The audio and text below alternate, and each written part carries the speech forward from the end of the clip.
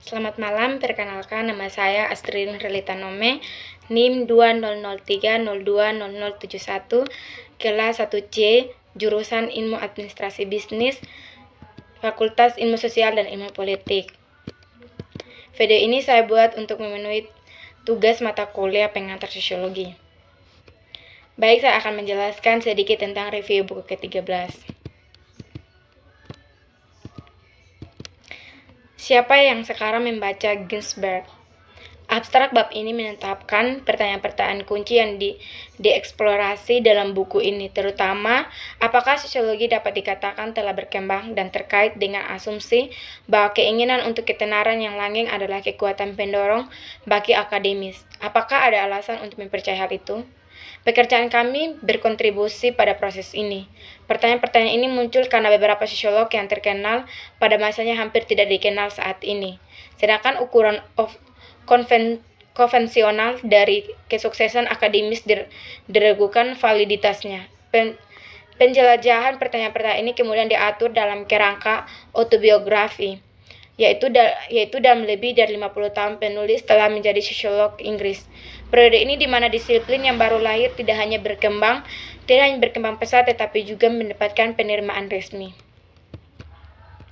Namun, Maurice Ginsberg adalah tokoh penting dalam sosiologi Inggris.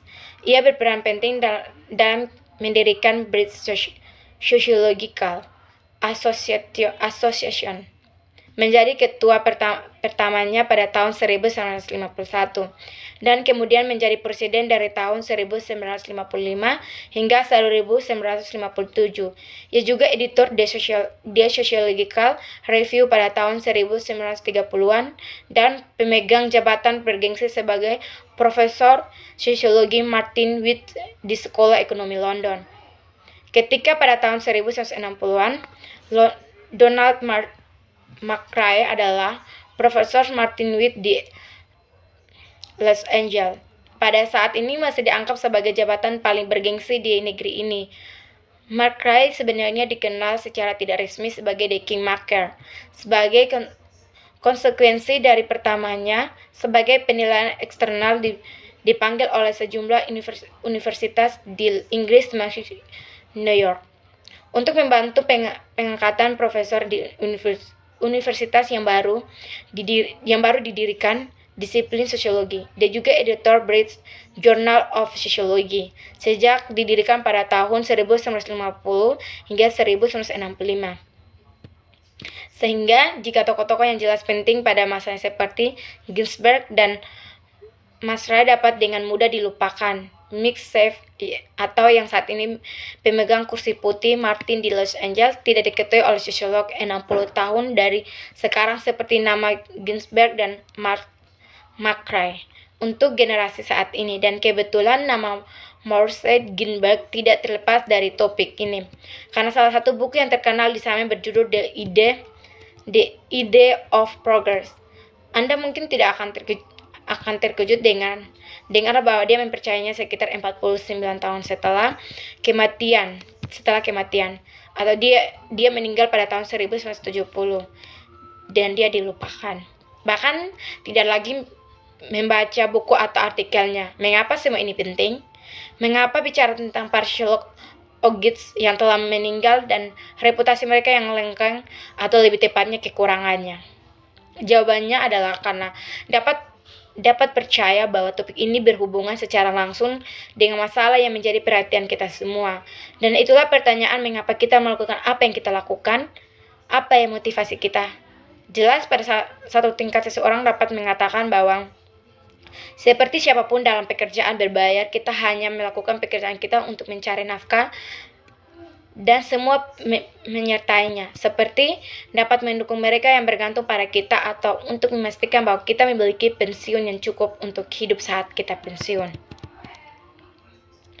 Beberapa dari kita mungkin juga termotivasi sampai taraf tertentu karena kebajikan publik, yaitu oleh keinginan untuk menggunakan keahlian kita untuk memastikan bahwa keputusan kebijakan baik yang dibuat oleh pemerintah daerah dan pusat, oleh sektor sukarela atau oleh bisnis benar-benar berbasis bukti.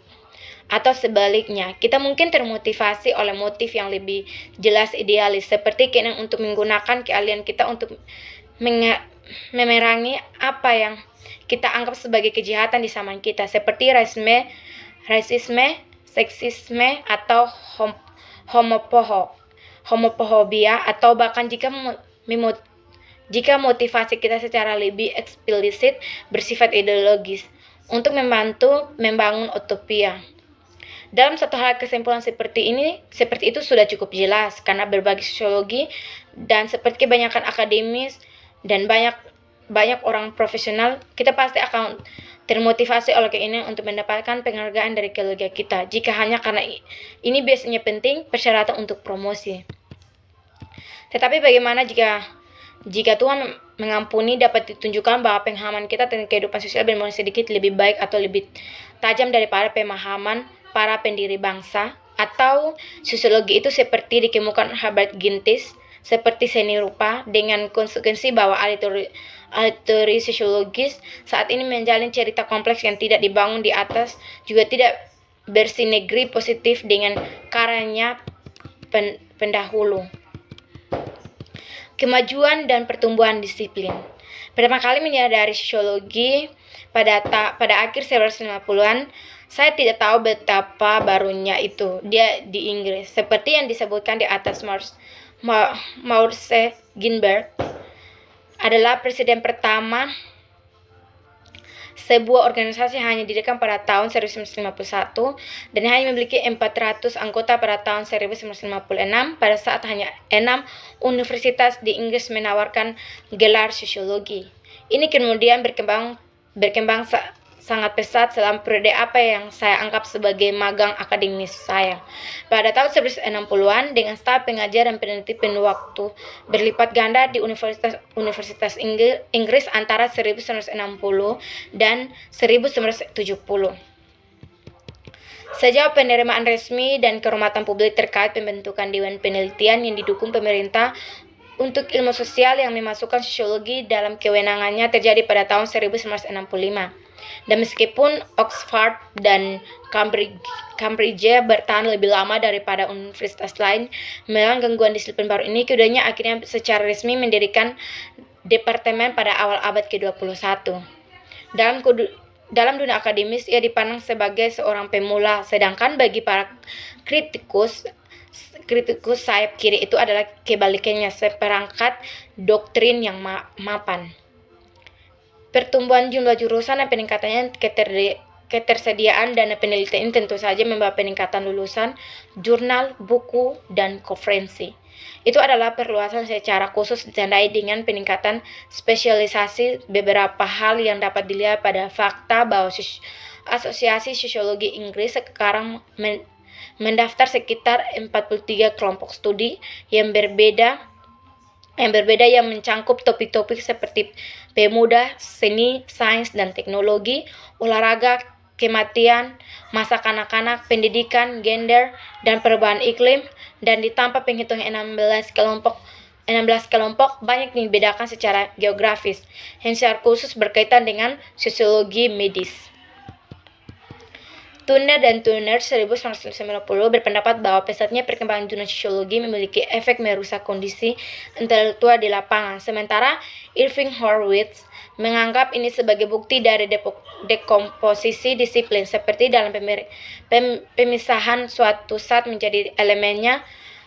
Tentu saja jika yang dimaksud dengan kemajuan yang berarti pertumbuhan, perkembangan, kelembagaan, atau sejauh mana disiplin tersebut telah memperoleh penerimaan resmi, maka sangat jelas bahwa subjek tersebut telah benar-benar berkembang cukup signifikan.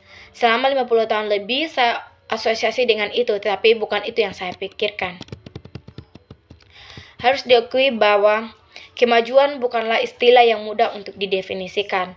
Oleh karena itu, hal ini hampir tidak mungkin sama sekali mudah sejauh masyarakat sosiologi.